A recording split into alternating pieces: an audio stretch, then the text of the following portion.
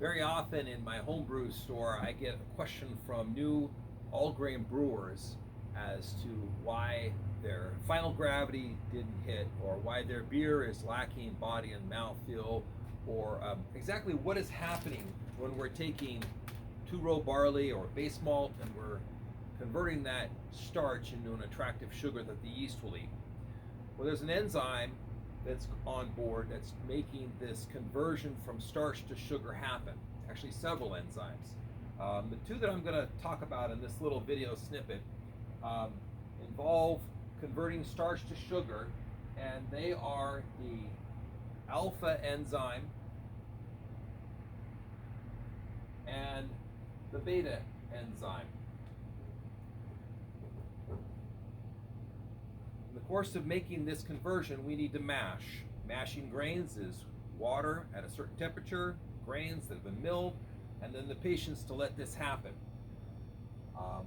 What we often see in the course of all grain brewing is this 150-degree Fahrenheit temperature for about an hour for this conversion to happen. That's an attractive number because in the course of mashing at this temperature, we incorporate both the alpha enzyme and the beta enzyme.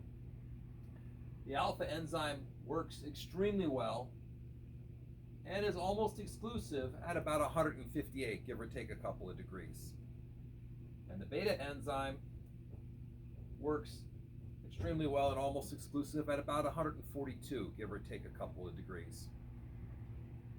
Well, if I make a beer entirely in the beta enzyme, I'm going to make a sugar that the yeast wants to eat, and wants to eat all of it, meaning that I'm going to have higher levels of alcohol. But before you get too excited about that, because all of the sugars are consumed by the yeast during fermentation, we wind up with a little less flavor and a little less body.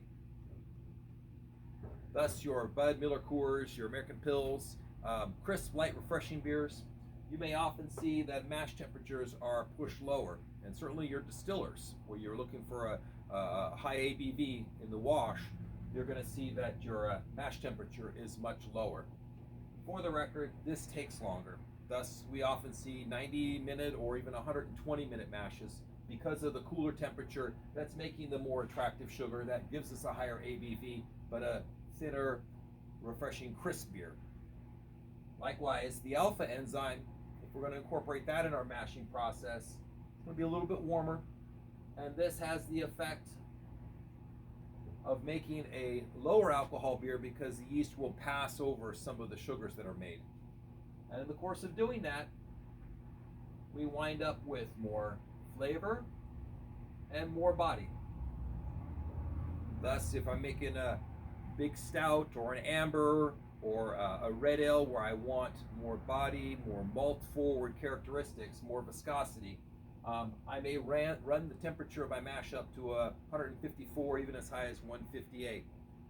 And then, of course, in the process of mashing, this happens quicker. And this conversion here may be as little as 20 minutes. But at 150, which is the vast majority of your all grain brewing, you're typically looking at about an hour for conversion to take place.